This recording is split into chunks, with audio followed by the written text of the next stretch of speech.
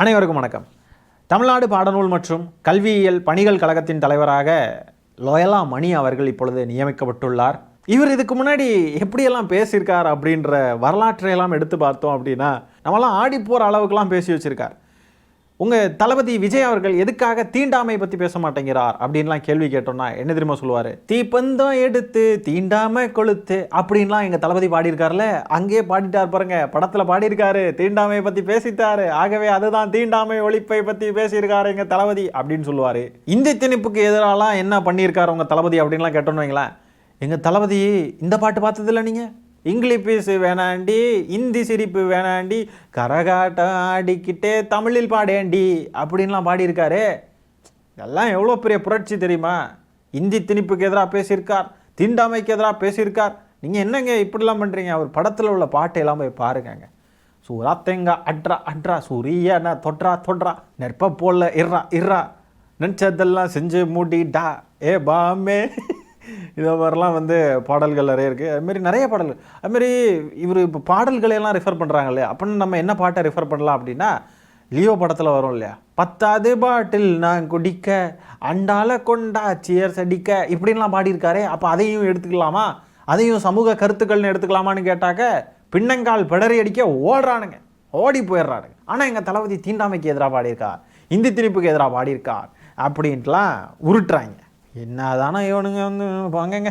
இனிமேல் இந்த மாதிரிப்பட்ட பாடல்கள் இருக்குல்ல, இந்த பாடல் வரிகள் இதெல்லாம் கூட தமிழ்நாட்டில் படிக்கக்கூடிய பிள்ளைங்களுடைய பாட புத்தகத்தில் இடம்பெற நிறையவே வாய்ப்பு இருக்குது. காக்கா பிரியாணி சாப்பிட்டா காக்கா குரல் வராமல் உன்னிகிருஷ்ணன் குரலாக வரும். விஜய்க்கு ஓட்டு போட்டால் லோயலா மணி தான் பாடநூல் கழக தலைவராக வருவார்.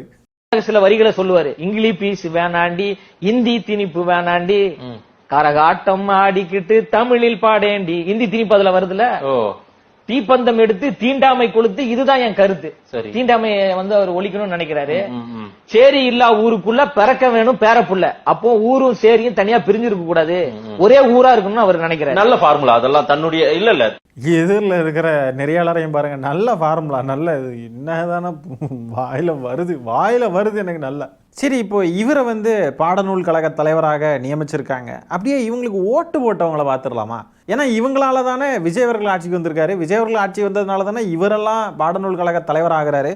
சரி, அப்போ ஓட்டு போட்டவங்க என்ன பேசுகிறாங்கன்னு லைட்டாக பார்ப்போம். அதுலேயே அந்த 41 பேர் இறந்தாங்கல்ல கரூரில் உள்ளவங்க, அதில் உள்ள ஒரு அம்மா என்ன பேசுகிறாங்க லைட்டாக பார்த்துடலாங்களேன். அந்த குடும்பத்தை சேர்ந்தவங்க, அந்த அரசு வேலை கிடைச்சவங்க பாருங்க. 41 பேர் இறந்துருக்குறாங்க. அவங்க ஆதரவு எப்பவுமே சாருக்கு இருக்கு, எங்களோட ஆதரவு கண்டிப்பா சாருக்கு இருக்குங்க. ஓகே, அதான் அப்போ அவரோட கனவு நினைவா இருக்கிறத நீங்க பாக்குறீங்களா? உங்களோட கணவரோட ஆசை சார் ஜெயிக்கணும் அப்படின்னு தான் நினைச்சிட்டு இருந்தாருங்கண்ணா. கண்டிப்பா அவரோட ஆத்மா சாந்தி அடைஞ்சிருக்கும். இவங்களுக்கு இப்போ அரசு வேலை கிடைச்சிருச்சுன்னு இவங்க ஹஸ்பண்டோடைய ஆத்மா சாந்தி அடைஞ்சிருக்குமா? விஜய் சிஎம் ஆயிட்டாருன்றதுனால ஆத்மா சாந்தி அடைஞ்சிருக்குமா? 41 பேருடைய ஆசீர்வாதமும் இவங்களுக்குலாம் இருக்குமா? நம்ம இவங்க கிட்ட தான் நம்ம போராடிக்கிட்டு இருக்கோம்.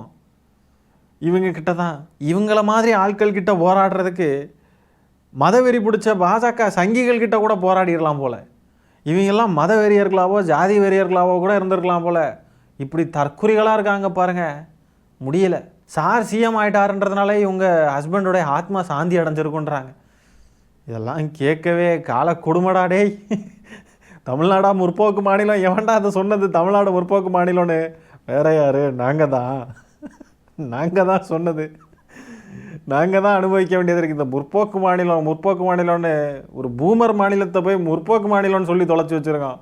இதுக்கு மேலே எவனாவது சொல்லட்டும் இது முற்போக்கு மாநிலம், இது அறிவார்ந்த மாநிலம் சொல்லட்டும் எவனாவது, அப்புறம் இருக்குது.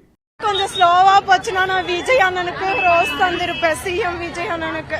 ஆனா கார் ஸ்லோவாவே போல. இதுக்காக நான் காலையில 5 மணில இருந்து கரூர்லயே இருக்கிறேன். கார் விஜயும் பார்க்க முடியல, காரு ஸ்லோவா போல, பூவும் தர முடியல. நான் போறேன். எனக்கு விவரம் தெரிஞ்சதுல விஜய் ஃபேன்ஸ் தான். ஆனா எனக்கு பூ கொடுக்காம எனக்கு ஒரு மாதிரியா இருக்கு. அழுவா மடி விஜய் வருவார்ல, அப்ப நாங்க விஜய் வரும்போது இந்த பூவை மட்டும் வாங்கிக்க சொல்லுங்க. காரை கொஞ்சம் ஸ்லோவா போகுது, வீடியோ கூட என்னால எடுக்க முடியல. கவர்ச்சியில மயங்கி மக்கள் நமக்கு ஓட்டு போட்டுட்டாங்களா? நான் என்ன சரி விடுங்க. பாடநூல் கழக தலைவராக லோயலா மணி அவர்களை நியமிச்சிட்டாங்க அப்படின்ட்டு எல்லாரும் ஏன் வருத்தப்படுறீங்க? இந்த மாதிரிப்பட்ட தற்குறிகளுக்கு யார் சிஎம்மாக இருக்கணுமோ அவங்க தான் சிஎம்மாக இருக்காங்க, யார் பாடநூல் கழக தலைவராக இருக்காங்களோ அவங்க தான் பாடநூல் கழக தலைவராக இருக்காங்க. யார் யார் எந்தெந்த அமைச்சர் எந்தெந்த இது எல்லாமே இவங்களுக்கெல்லாம் யார் வேணுமோ அவங்க தான் கிடச்சிருக்காங்க. ஆகவே யாரும் கவலைப்படாதீங்க கைஸ். இங்கே பாடநூல் கழக தலைவராட்டு லோயலா மணியை நியமிச்சிருக்காங்க. அதே நேரத்தில் ஒரு செய்தி, ஒரு அருமையான செய்தி என்னன்னு பாருங்கள். திருப்பூர் மாவட்டம் தாராபுரம் பகுதியில் மாணவர் சேர்க்கை இல்லாத காரணத்தை காட்டி, நல்லா புரிஞ்சுக்கோங்க, மாணவர் சேர்க்கை இல்லாத காரணத்தினால மூடலை, 5 அரசு பள்ளிகளை மூடியிருக்காங்க. இந்த காரணத்தை காட்டி, மாணவர் சேர்க்கை இல்லைன்னு காரணத்தை காட்டி மூடியிருக்காங்க. 5 அரசு பள்ளிகளை மூடியிருக்கு இந்த கவர்மெண்ட். பாடநூல் கழக தலைவராக லோயலா மணியை நியமித்தா ஒரு 5 அரசு பள்ளிகள் புதுசாக தொடங்குவாங்கன்னு பார்த்தா 5 பள்ளிகளை மூடி விட்டாங்க. தமிழ்நாட்டை ஒவ்வொரு நாளும் ஒரு வருஷம் பின்னாடி இழுத்துட்டு போகிறாங்க. ஒரு நாள் எந்திரிச்சு பார்த்தா ஒரு வருஷம் பின்னாடி இருக்குது, இன்னொரு நாள் எந்திரிச்சு பார்த்தா இன்னொரு வருஷம் பின்னாடி இருக்குது. ஒரு 100 நாள் கடந்துருச்சு அப்படின்னா 100 வருஷம் பின்னாடி போயிடும் போல இருக்குது தமிழ்நாடு. அந்த லட்சணத்தில் இருக்குது. 5 பள்ளிகளை மூடி விட்டாங்க காய்ஸ். தமிழ்நாட்டின் முன்னேற்றத்தை அழிக்க வந்தவர் தான் விஜய் அப்படின்றத புரிஞ்சுக்கிறதுக்கு முன்னாடியே தமிழ்நாடு தன்னை தானே அழித்து சீரழித்து நாசமாக போய் கிடக்கும். நம்மளாம் ஒரு காலத்தில் உத்தரப்பிரதேசுக்கு பின்னாடி இருந்தோம், அதெல்லாம் அவ்வளோ கஷ்டப்பட்ட ஒரு மாநிலமாக இருந்தோம். இன்றைக்கி உத்தரப்பிரதேசலாம் பார்த்தா இவங்கெல்லாம் எங்கே இருக்காங்க பாருங்கள், நம்மெல்லாம் எங்கே போயிட்டோம் பாருங்கள் அப்படின்னு பெருமை வைத்திக்கிட்டு இருந்தோம். உத்தரப்பிரதேஷ் பீகார்லாம் பாருங்கள், இவ்வளோ பாப்புலேஷனை கூட்டி எதையுமே சரியாக செயல்படுத்தாமல், கல்வி சரியாக இல்லை, சுகாதாரம் சரியாக இல்லை, எதுவுமே சரியாக இல்லை, அவங்கெல்லாம் ரொம்ப கஷ்டப்படுறாங்க அப்படின்னு நம்ம அவங்கள பார்த்து பேசிக்கிட்டு இருந்தோம். இன்றைக்கி பாருங்கள் நம்ம தமிழ்நாட்டில் என்னெல்லாம் நடக்குது பாருங்கள். நமக்கு வர வேண்டிய வேலைவாய்ப்பு, நமக்கு வர வேண்டிய கம்பெனிஸ், இண்டஸ்ட்ரீஸ் எல்லாம் ஆந்திராவுக்கு போயிட்டுருக்கு. அரசு பள்ளிகளெல்லாம் இழுத்து மூடுறாங்க. இன்னும் பல கொடுமைகள் நடந்துக்கிட்டு இருக்கு. ஆனால் இந்த ஆட்சியாளர்களை எல்லாம் பார்த்து கேள்வி கேட்கறத விட்டுட்டு விஜய் அண்ணாவுக்கு ஒரு ரோஸ் கொடுக்க முடியல. எங்கள் விஜய் அண்ணா சிஎம் ஆகிட்டாடுறதுனால எங்கள் புருஷனுடைய ஆத்மா சாந்தி அடைஞ்சிருக்கும். 41 பேரும் அவங்களுடைய ஆசீர்வாதம்லாம் இருக்குது, அவங்க ஆத்மாலாம் சாந்தி அடைஞ்சிருக்கும், அவர் சிஎம் ஆகிட்டார் இப்படியெல்லாம் பேசுகிறாங்க. ஒரு பொண்ணு சொல்லுது நெஞ்சையே அறுத்து கொடுத்துருவேன் விஜய்க்கு அப்படின்னு சொல்லுது. விஜய் பார்க்க நிலா மாதிரி அழகாக இருக்காருன்னு சொல்லுது. பெரம்பூருக்கு விஜய் அவர்கள் சமீபத்தில் போயிருந்தவர், நம்ம கூட போன காணொலியில் அதை பற்றி பேசியிருப்போம். விஜய் ரேஷன் அரிசியை பைக்குள்ளே போடுறப்போ ஒரு அரிசி கூட சிந்தாமல் போட்டுட்டாராம். என்ன அழகான சிஎம், என்ன ஒரு பொறுப்பான சிஎம் அப்படின்றாங்க. ஆனால் இங்கே தினமும் அவ்வளோ கொடுமைகள் நடந்துகிட்ருக்கு நாட்டில். அதையெல்லாம் பற்றி பேச மாட்டேங்கிறாங்க. சூப்பரில் நல்ல மாற்றம். இப்போ இந்த 5 பள்ளிகள் மூடினதுக்கும் காரணம் திமுகன்னு தான் சொல்ல போகிறானுங்க. மாற்றம் சூப்பராக இருக்குது கைஸ். திமுக ஆட்சியாக நடக்குது. அரசு பள்ளிகளை எல்லாம் மூடிவிட்டு தனியாருக்கு எல்லாத்தையும் தாரை வார்க்கிறது தான் இவங்களுடைய பிளான். டாஸ்மாகை எல்லாம் மூடிட்டு மதுபான கடைகள் தனியாக திறக்கிறது, தனியார்கள் அதை ஓன் பண்ணுறது தான் இவங்களுடைய பிளான். ஏற்கனவே ஆதவர்ஜுனா ஆட்சிக்கெலாம் வரதுக்கு முன்னாடியே சொல்லியிருக்காரு, டாஸ்மாகை ஒழிக்கணும்னு இல்லை, அதை அரசாங்கமே நடத்தக்கூடாது, அது அரசாங்கம் நடத்துறது தான் தப்பு அப்படின்னு சொல்கிறாப்புல. அப்போ அரசாங்கம் நடத்துறது தான் தப்புன்னு சொல்கிறாருன்னா தனியார் நடத்த வேண்டும்ன்றது தானே அதோடைய அர்த்தம். அப்போ எல்லாத்தையும் தனியார் மயமாக்கணும் அப்படின்றது தான் இவங்களுடைய குறிக்கோளாக இருக்குது. 5 அரசு பள்ளிகளை மூடிட்டு 10 தனியார் பள்ளிகளுக்கு பெர்மிஷன் கொடுத்துருவாங்க. மாற்றம்னா இப்படி தான் கைஸ் இருக்கணும். திமுக ஆட்சியில் எல்லாத்தையும் உருவாக்கிட்டு இருந்தாங்க அப்படின்றது தான் நார்மலாக நடந்துட்டு இருந்துச்சு. ஆனால் தாவேக ஆட்சியில் மாற்றம் வேணும்ல. திமுக செஞ்சதுக்கு நேர் எதிரானது தானே செய்யணும். அப்போனா உருவாக்குறது அப்படின்றதுக்கு எதிர்ச்சொல் அழிக்கிறது. அப்போது அழிக்கிறது தானே கரெக்டாக இருக்கும். அதுதானே மாற்றம், மக்கள் விரும்பிய மாற்றம். இதுதான் இட்ஸ் பீப்புள்ஸ் மேண்டேட்ஸ், மக்கள் கொடுத்த தீர்ப்பு.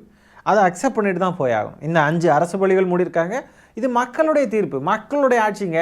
தாவேக்காவை தேர்ந்தெடுத்தவங்க இதை தான் விரும்புகிறாங்கன்றப்போ இதை நம்ம அக்செப்ட் பண்ணிட்டு கடந்து தான் போகணும். ஆகவே இந்த காணொலியில் நம்ம பேசியிருக்கிற விஷயங்களை பற்றி நீங்கள் என்ன நினைக்கிறீங்க அப்படின்ற உங்களுடைய கருத்துக்களை கமெண்ட்ஸில் பதிவு பண்ணுங்கள். இந்த காணொலியை நான் இத்துடன் நிறைவு செய்து கொள்கிறேன். நன்றி, வணக்கம்.